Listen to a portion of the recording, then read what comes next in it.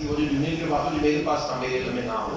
तो कोशिश ये है, हमारा फोकस यही है कि हम मैक्सिमम टाइम जो है वो पढ़ने लिखने को दे सकें, और इसके लिए हम शुक्रगुजार हैं अपने नदीम भट्ट साहब के जो चेयरमैन भी हैं हमारे अकेडमी के, जो हमें वक्त देते हैं और बड़ी मेहनत से और लगन से लेक्चर तैयार करते हैं और दोस्तों को बड़ी ही आसान तरीके से समझाने की कोशिश करते हैं, उनके शुक्रगुजार हैं। और मैं आप नजीब वक्त लिए बगैर नदीम भट्ट साहब से दरख्वास्त करूँगा कि तशरीफ में अपना स्टडी शुरू करें, क्योंकि जैसे सदर साहब ने बताया हमारा पूरा टाइम आज शॉर्ट है। नदीम भट्ट साहब।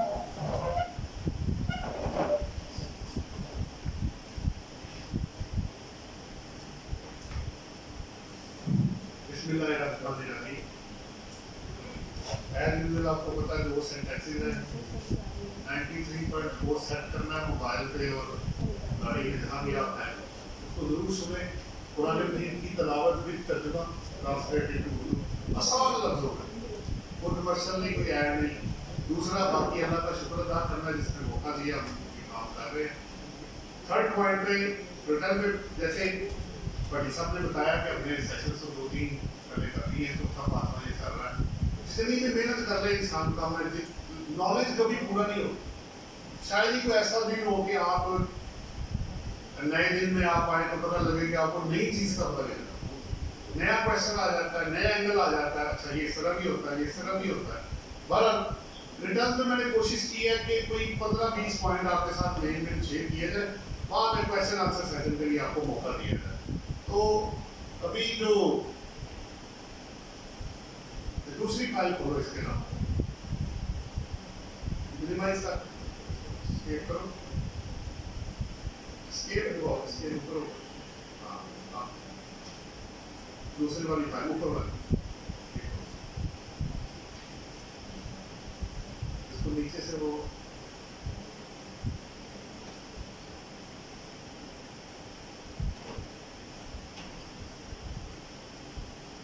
ऊपर चले।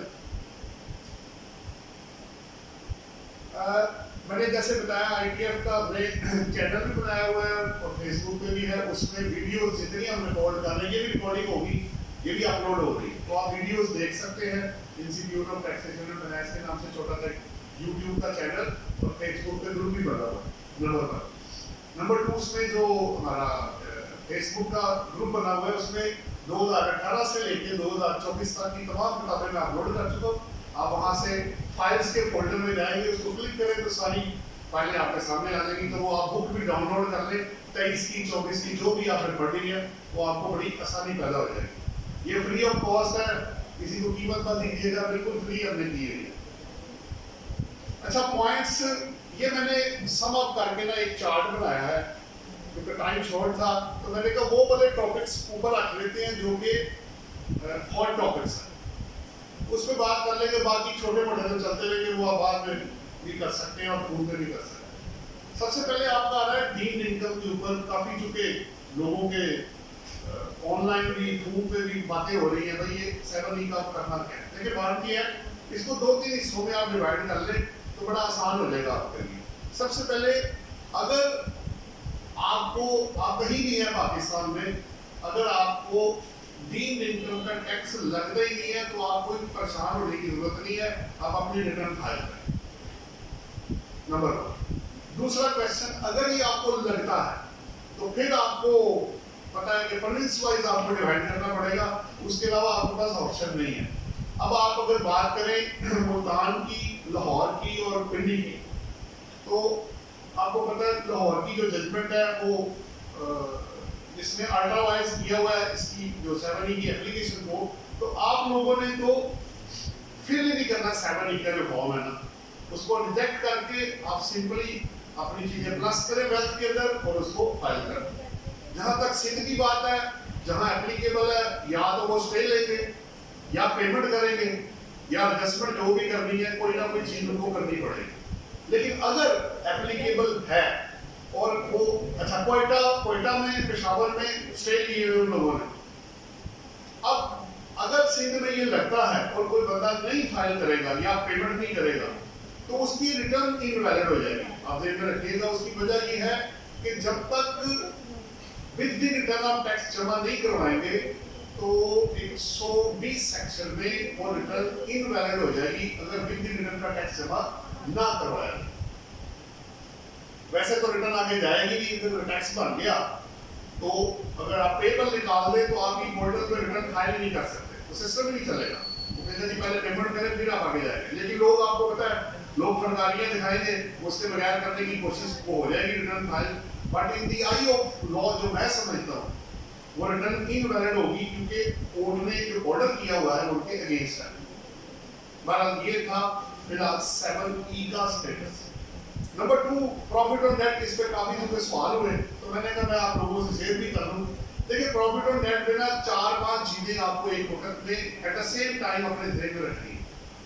अगर आपके क्लाइंट को पहले तो प्रॉफिट ऑन नेट 2 तरह का है, एक बिजनेस इनकम और एक अदर देन बिजनेस इनकम। अगर तो आपका लैंडिंग है बोरिंग काम है तो जो प्रॉफिट ऑन नेट आएगा वो आपकी बिजनेस इनकम है।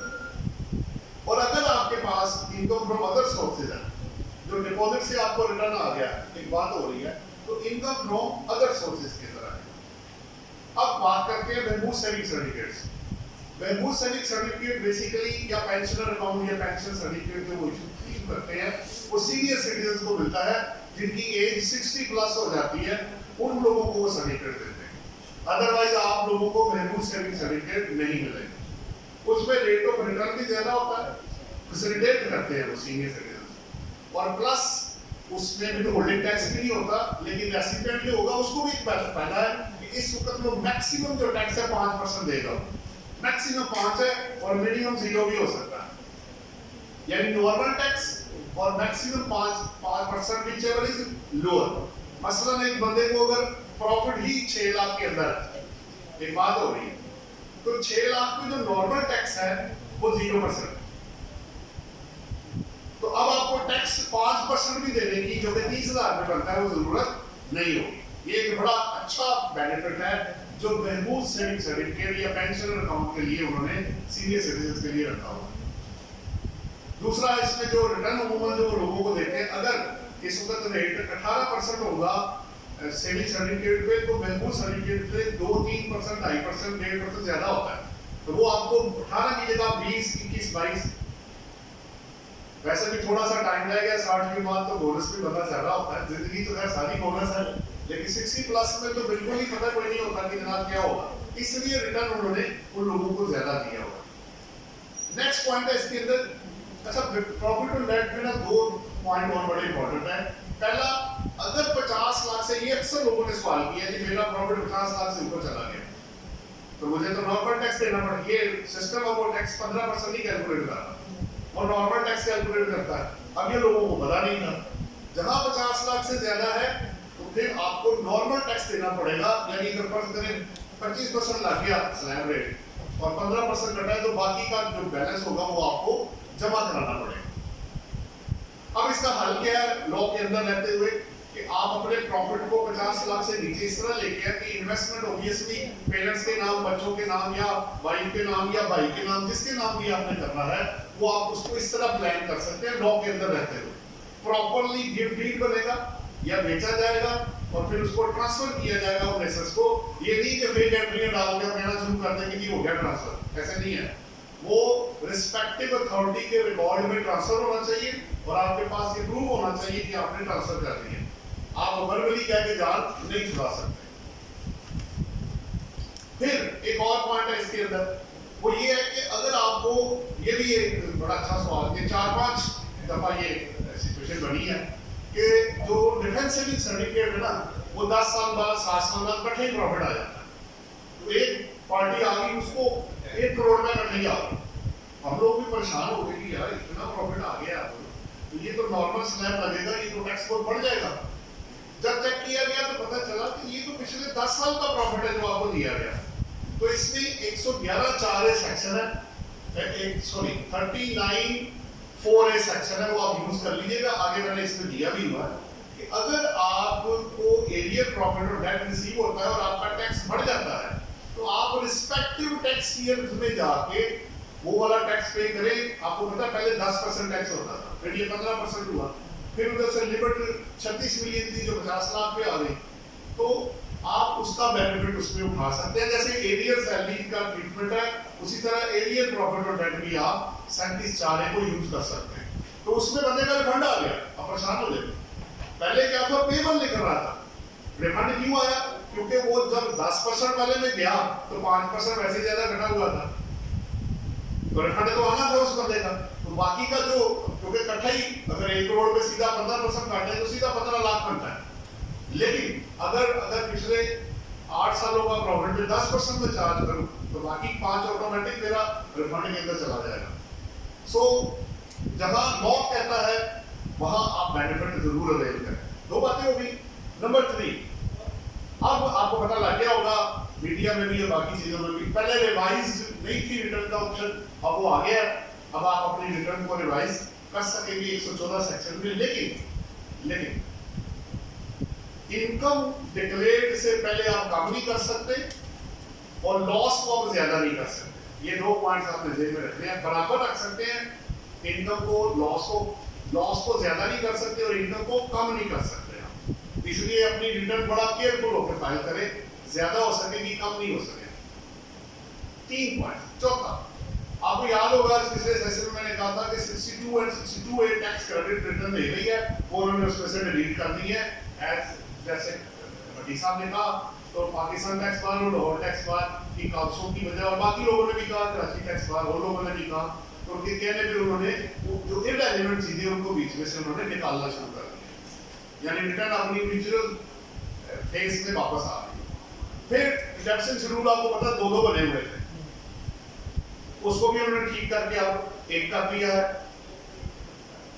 नंबर 6, वेल्थ रिकंसिलिएशन में अभी तक जो इनफ्लो और आउटफ्लो है उसमें अदर की जो रो है उसमें प्लस का बटन अभी तक नहीं आया, जबकि एडजस्टमेंट वाले में उन्होंने डाल दिया। तो मुझे उम्मीद है कि आने वाले वक्त में जो अदर्स है, जो इनफ्लोज और आउटफ्लोज के अंदर बाकी चीजें बच जाती है, जिसको अक्सर 122 ही लगा होता है, ये क्या है, तो वो अदर्स के साथ जब प्लस का बटन आ गया तो फिर वो बड़ी आसानी हो जाएगी कि उसमें आप बाकी सारी चीजें उसके अंदर लिख लें। जो स्पेसिफाइड है उनके अलावा बाकी सारा अदर्स के अंदर चला जाता है। 7th पॉइंट है जी रिफंड वाला। रिफंड आपको पता है वो कितना लड़ाई पड़ी हुई है कि फेक रिफंड्स में चेक एंड बैलेंस रखने के लिए कभी वो अमाउंट उठाता है, कभी कम कर देता है, कभी ज्यादा कर देता है। पीछे फॉर्मूलेशन क्या है ये अल्लाह को बेहतर पता है, किसने बनाया उसको पता है कि ये कैसे फार्मूला इसके पीछे लगा। कैपिटल लॉस के अंदर भी अभी भी ब्रॉड फॉरवर्ड जो कैपिटल लॉस है उसकी फैसिलिटी नहीं है। तो आप जब कैपिटल गेन निकालें और अगर एडजस्टमेंट है तो करके तो फिर अपना गेन इसके अंदर लेकर आइए। सुपर टैक्स यदि आपके पास 4C है जहां 150 मिलियन से ज्यादा प्रॉफिट होगा तो जो कि 4C के अंदर होगा तो तब आपको उसको 4C में आपको जो सुपर टैक्स है वो देना होगा। 10th पॉइंट है कि मैंने 20 और 44 पे थोड़ी डिस्कशन करनी है। इसके ना स्लाइड 27 जो है ना उसको जाके क्लिक करोगे ना 10 इतने पीछे हो, ये आगे ना सेक्शन लिखा हुआ है, इसके नीचे ये स्लाइड 27 लिखा हुआ है, इसके ऊपर आके क्लिक करोगे ना बस इधर।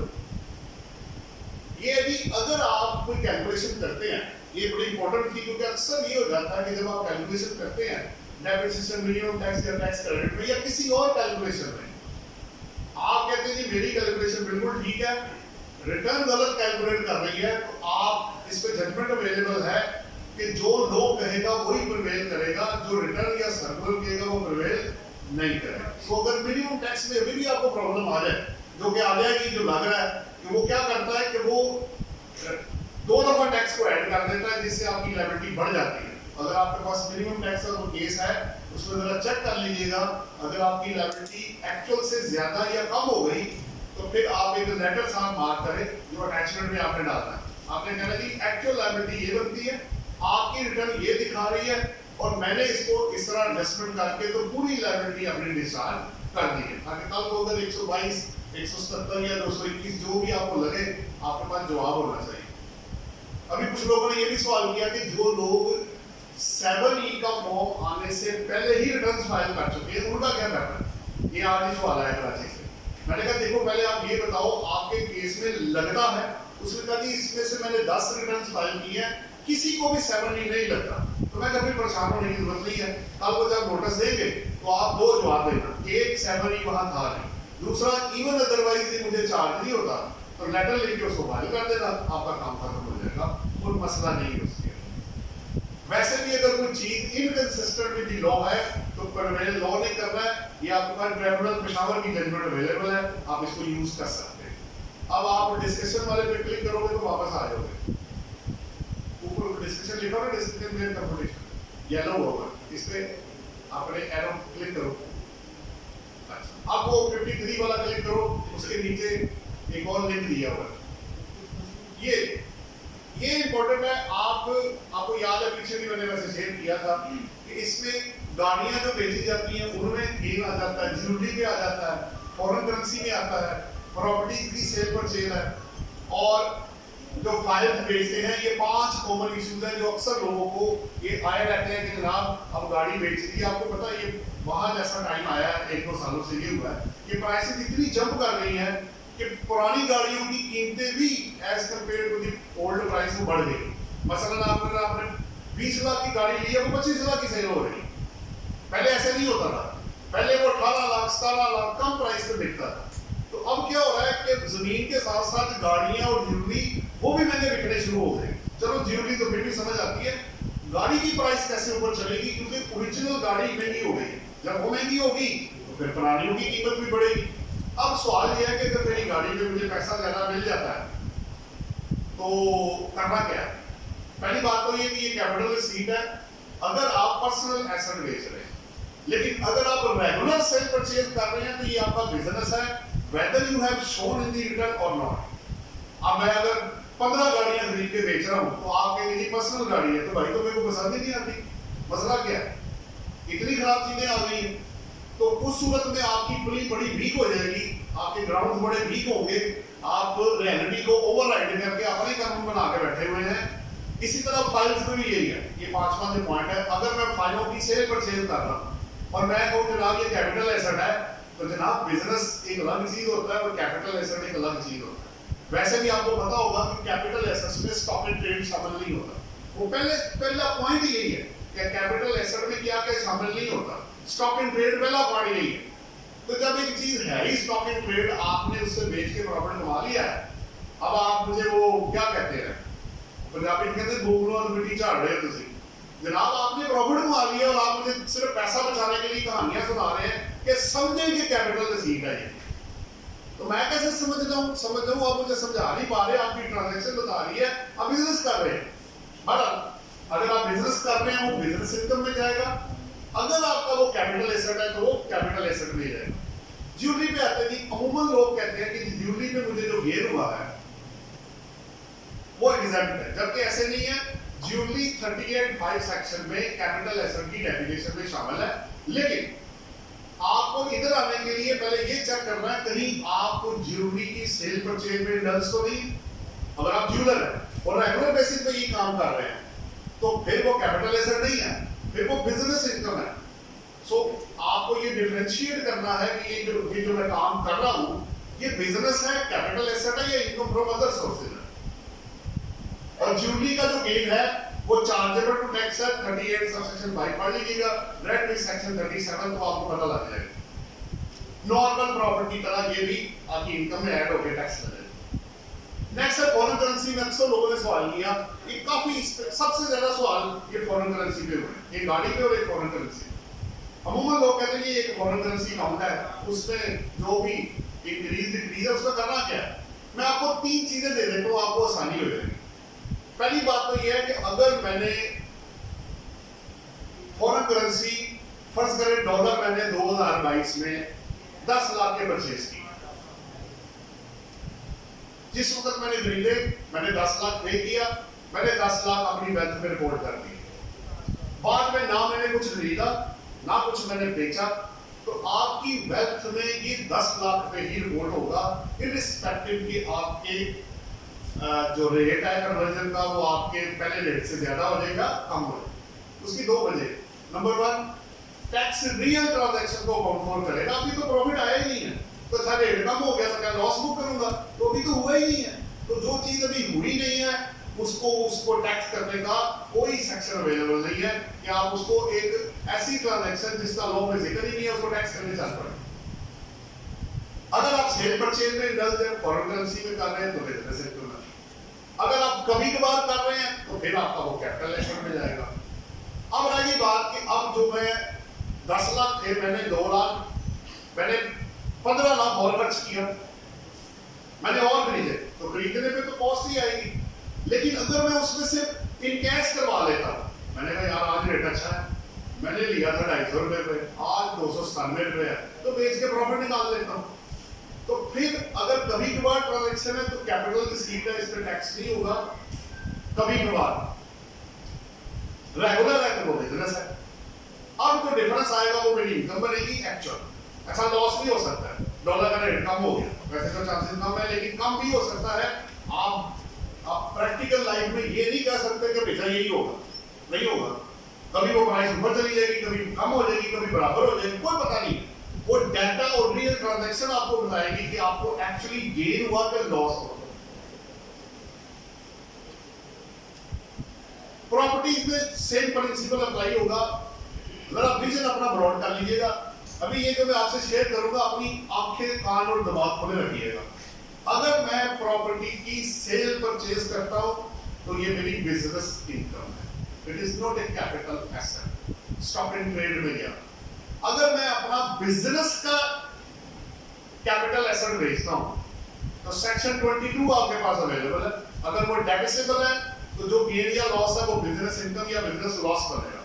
और अगर इमूवेबल प्रॉपर्टी है तो उसका 22 का 13, 14, 15 है, उसमें जाके पढ़ लीजिएगा। वो आपको तरीका बताएगा कि आपने इमूवेबल प्रॉपर्टी का गेन या लॉस कैसे निकालना है। सो गर्ज ये है कि अगर मैं सेल परचेज में हूं तो बिजनेस इनकम, अगर बिजनेस का एसेट बेचता हूं तो गेन या लॉस बिजनेस इनकम में ऐड या लेस होगा टैक्स पर्पस के लिए 22 सेक्शन में। और अगर मैं रेंट आउट करूंगा तो इनकम फ्रॉम प्रॉपर्टी है। और अगर मैं जाती एसेट बेच देता हूं, 10 साल पहले प्लॉट लिया, 5 साल पहले लिया, तो फिर आपका वो कैपिटल एसेट बनेगा। तो पहले आपको बड़ा क्लियरली ये एक विजन आपका क्लियर होना चाहिए। ये एसेट कौन सा है? Business, personal, depreciable, non depreciable, किसकी बात हो रही है? फाइल वाला मैंने आपसे कर लिया। अब अगर आप फाइलों की सेल परचेज करते हैं तो आपने फिजिकली कोई एसेट ट्रांसफर नहीं किए, ये आपकी बिजनेस इनकम में जाएगा। और अगर ना गया, कभी कभार हुआ तो इनकम फ्रॉम अदर सोर्सेज में जाएगा। क्योंकि अब इशू ये है कि अगर आप अपना फिजिकल पोजीशन के बगैर फाइलें सेल परचेज कर रहे हैं तो बेसिकली आपने बिजनेस शुरू कर दिया है। तो इसके अलावा मेरे पास और कोई ऑप्शन बच नहीं जाती। हाँ, एक प्रैक्टिकल सवाल आया था कि अगर आप अपना राइट बेच देते, आपका एक प्लॉट निकला है, आपका एक प्लॉट निकला, मिला नहीं, निकला, अभी किस्तें होनी है, आपने आधी किस्तें दी, एक किस्त दी, 2 दी, आपने कहा यार और पैसे नहीं है मेरे पास, तो तुम ऐसे करो, अपने दोस्त को, भाई को, जिसको भी कदर को कहा भाई ये तुम ले लो, तो बाकी किस्तें लेके प्लॉट ले लेना। तो अब मैंने प्लॉट नहीं बेचा, मैंने बेचा राइट। जो राइट आप बेचेंगे वो भी कैपिटल एसेट्स 37 की डेफिनेशन में आएगा, वो इमूवेबल में नहीं आएगा। क्योंकि आपके पास प्रॉपर्टी आई नहीं तो बेची कैसे आपने? आप बेच कैसे सकते हैं? पहले टाइटल आपके पास आएगा फिर आप उसको बेच सकते हैं। तो अगर राइट आप बेचेंगे तो राइट बेचने का जो तरीका है वो जाएगा आपका 37 के अंदर जाएगा, कैपिटल एसेट के अंदर। अच्छा जी, ये तो कुछ पॉइंट्स थे। अब जरा ऊपर सबसे ऊपर क्लिक करो ना, हेडिंग पे, उस पे एरो क्लिक करो, ये आ गया।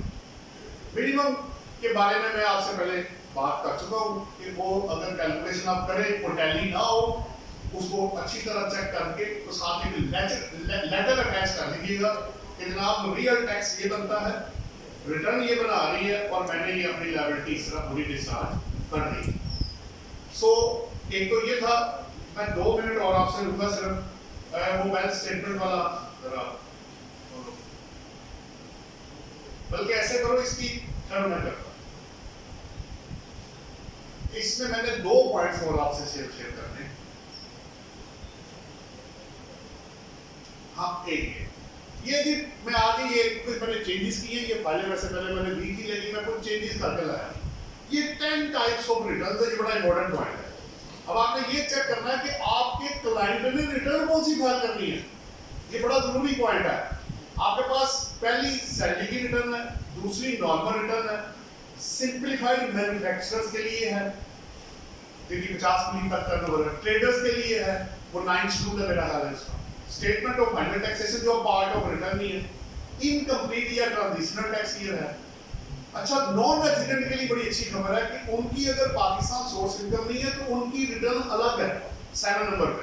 फिर नॉन रेजिडेंट की अगर शिप ओनर या एयरक्राफ्ट से इनकम है वो वैसे ही अलग है। और आखिरी है आपकी एसएमईज के लिए, एसएमई वाला पॉइंट मैं आपसे शेयर करना चाहूंगा। अगर आपका क्लाइंट मैन्युफैक्चरर है, सेल टैक्स पे रजिस्टर्ड है और उसकी एनुअल टर्नओवर 250 मिलियन के अंदर है तो आप ये 10 नंबर वाली रिटर्न फाइल करें।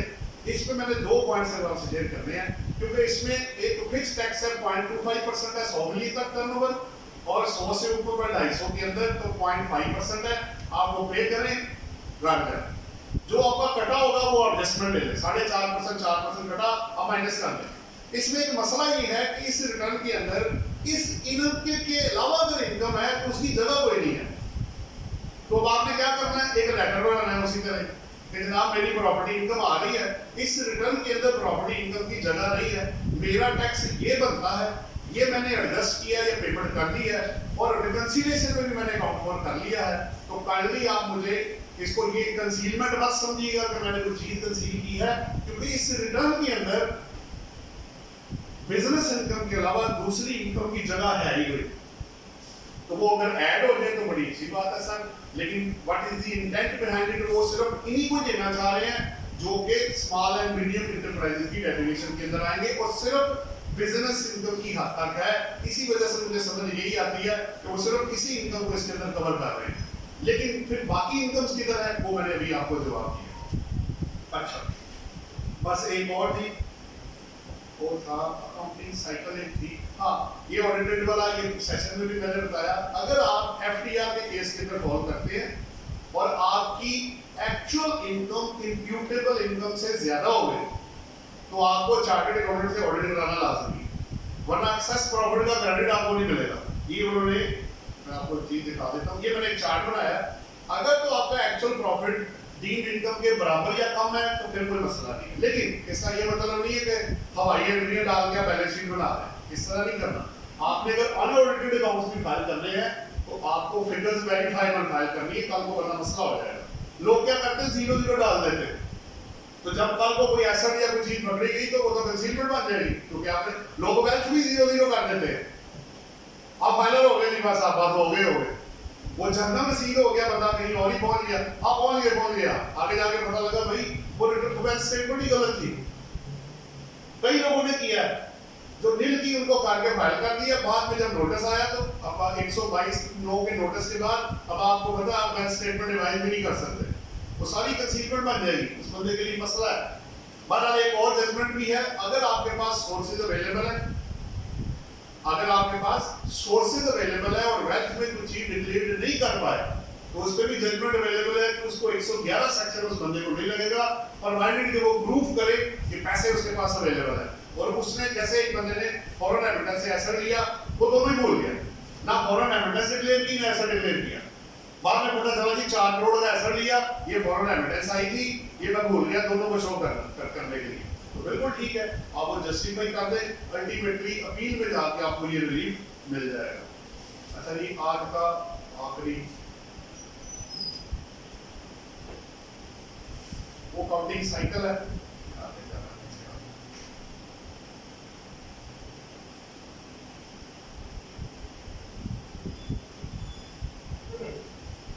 ये अकाउंटिंग साइकिल है, अकाउंटिंग के लेक्चर में मैंने दिया था। आप अपनी एंट्रीज पास करके उसको जर्नल, लेजर, ट्रायल बैलेंस और अकाउंट्स, प्रॉपर अकाउंट्स बनाए। जहां बिजनेस इनकम है वहां पे आपने अकाउंट्स विद बैलेंस शीट लाजमी बनाने हैं, चाहे एफटीआर है, चाहे एनटीआर है, चाहे निल है, चाहे लॉस है, चाहे प्रॉफिट है, चाहे ब्रेक इवन है, कुछ भी अगर आपने बिजनेस किया है, मैं कहता हूं बिजनेस नहीं भी किया तो बैलेंस शीट बनाओ। पैसा तो लगा आपका, पैसा तो लगा होगा, आया होगा। सो अब अकाउंट्स के बगैर जान छूटती हुई नजर नहीं आ रही है। अच्छा जी, मेरा अगर कोई पॉइंट है तो मैं क्लोज करता हूं। अपने वो जो इजी पैसा, जैज कैश वो सारे चेक करें, क्योंकि वो भी बैंक अकाउंट पीछे है, कहीं ये ना समझिएगा कि वो शो नहीं हो रहा है।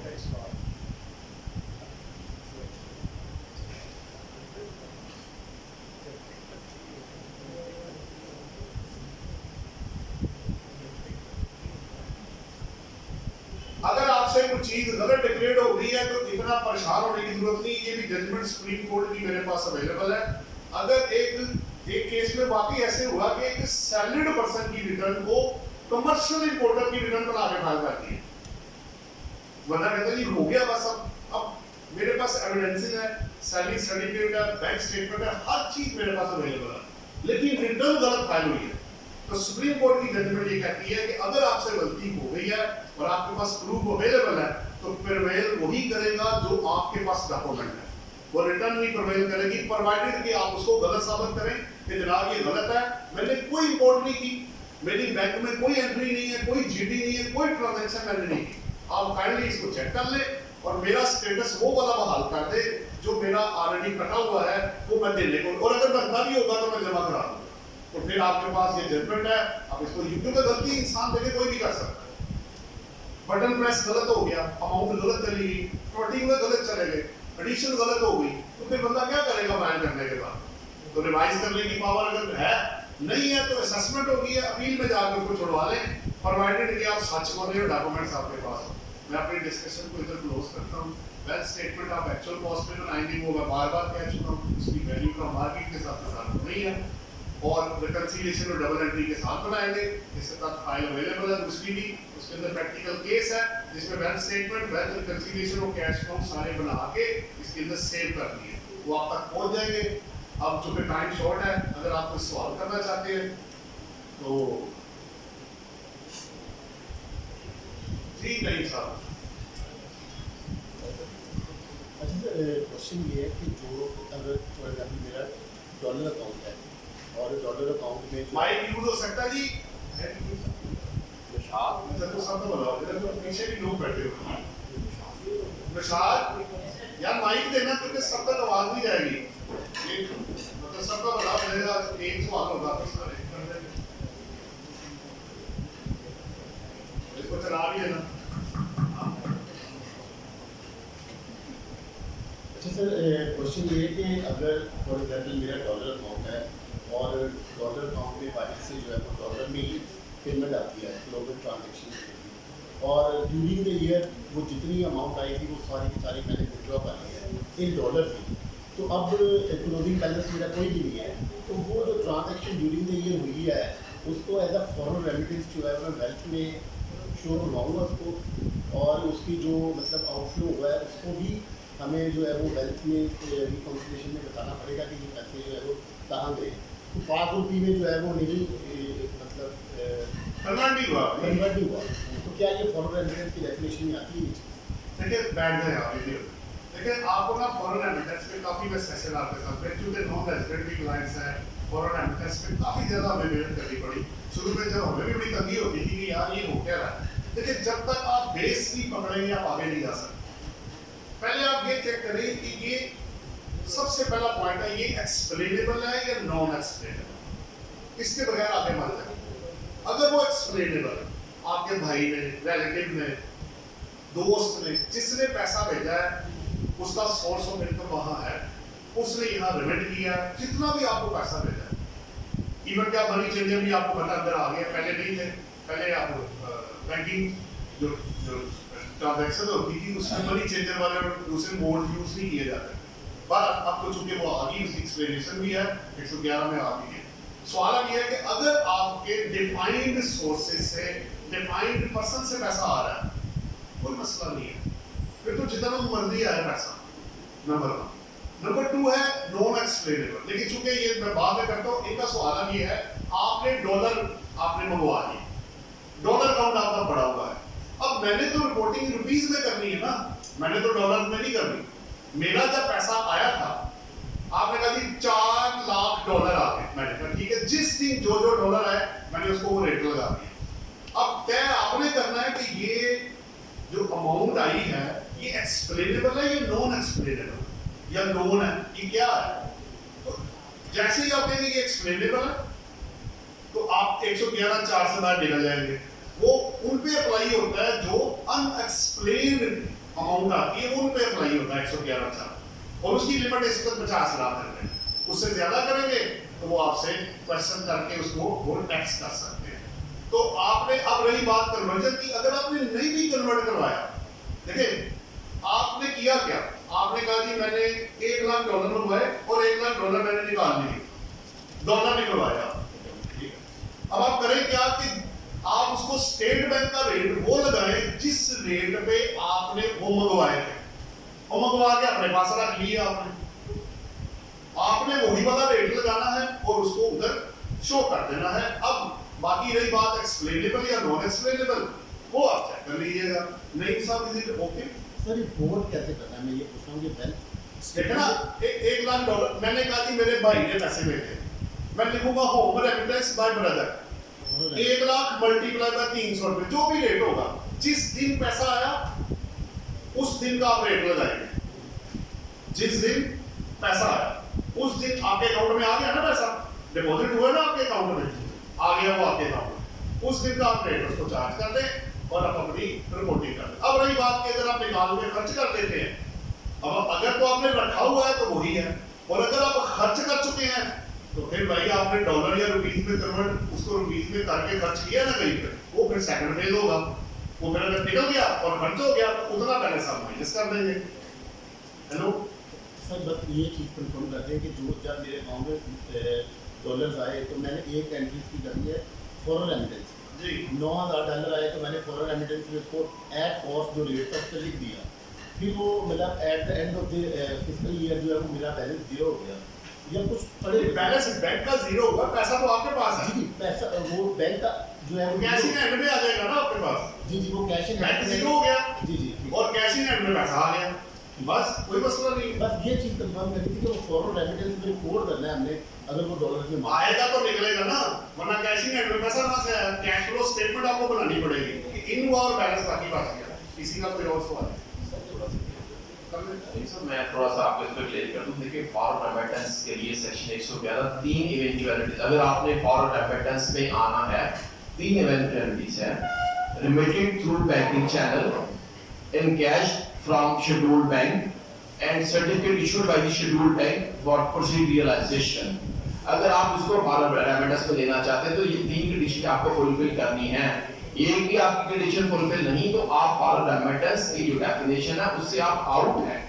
इस चीज को आप नजर रख के अब आप कंडीशन देख लें आपने कहां इसको रिपीट करना है। सर मैं यही चीज़ पूछ रहा हूँ कि मैंने डॉलर में विड्रॉ कर लिया जी डॉलर में नहीं विड्रॉ आपने डॉलर में कर लिया तो आप फॉरेन रेमिटेंस आउट है। जो 111 का शेल्टर लेना चाह रहे हो आपको शेल्टर नहीं मिलना। वो कहता है कि आपने उसको 5 रुपीस में आपने शेड्यूल बैंक से ही कैश करवाना है। अगर डॉलर विड्रॉ करके आपने किसी ऐसे वजह से कैश करवाना जिससे आपको रसीद नहीं दी, अब जो कुछ जिनको लाइसेंस दिया कंपनीज को स्टेट बैंक ने वो भी उसमें कॉन्फर्म करेंगे। लेकिन अगर आपने बाहर से ऐसे कैश करवा लिया तो आप फॉरेन रेमिटेंस की डेफिनेशन से आउट है। मैं इसको कहाँ पर रिपोर्ट करूँगा जो मेरे फिर उसके बाद साहब ने आपको है, अगर तो आपके पास उसके बैलेंस सोर्स आपके पास मौजूद है, आपके किसी भाई ने आपकी बहन ने आपके चाचा ने भेजा तो आपको एक्सप्लेन कर सकते हैं, तो फिर आपको फॉरेन रेमिटेंस में डालने की जरूरत नहीं। आप उसमें होम रेमिटेंस डाल के तो क्या आप वेस्टर्न में डिक्लेयर कर सकते हैं। उसके ऊपर क्वेश्चन क्योंकि आपके पीछे सोर्स मौजूद है ना, बैलेंस सोर्स मौजूद है। रेमिट फॉरेन रेमिटेंस वहां पे है जहां पे मेरे पास उसका वैलिड सोर्स मौजूद नहीं है और उसकी लिमिट 5 मिलियन है। ठीक है, एनी अदर क्वेश्चन प्लीज।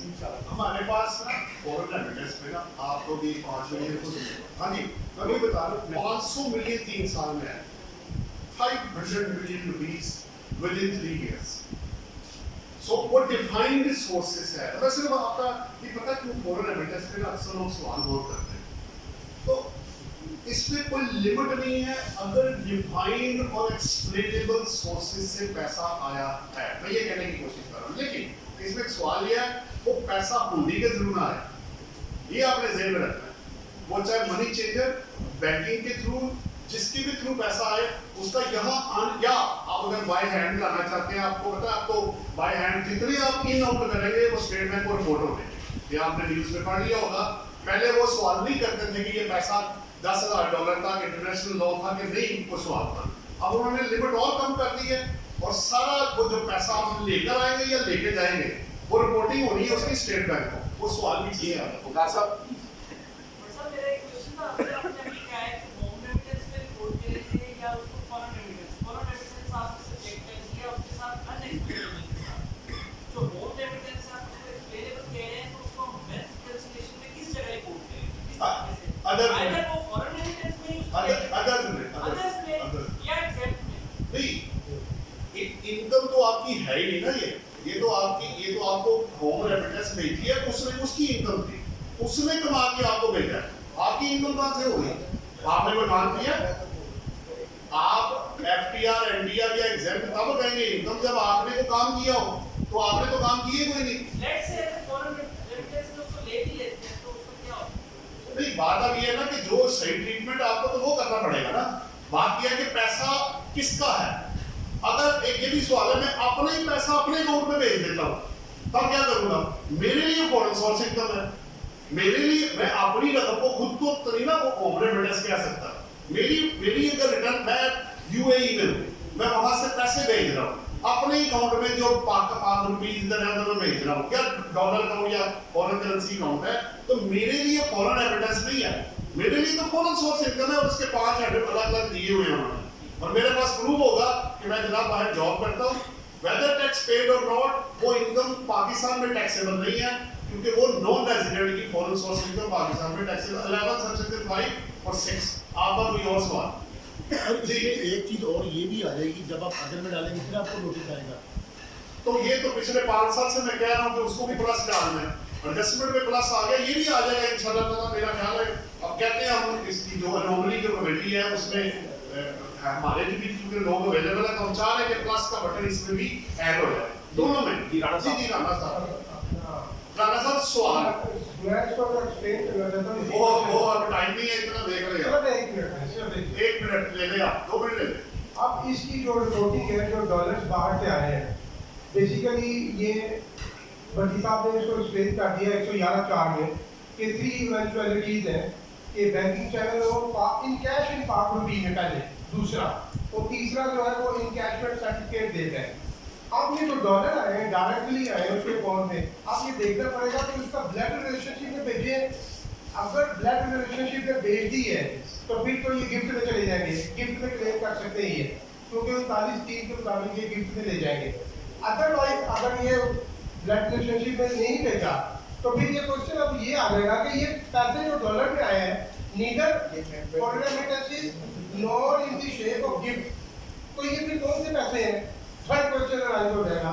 तो ये थर्ड क्वेश्चन जो है वो ये होगा कि ये फिर देखना पड़ेगा कि ये बंदा जो है क्या कोई ऐसा बिजनेस ट्रांजैक्शन तो नहीं कर रहा बाहर के मुल्क के साथ किसी भी शेयर में, चाहे वो एक्सपोर्ट सर्विसेज हो या एक्सपोर्ट रिसीव्स हो, इस तरह का कोई काम तो नहीं कर रहा।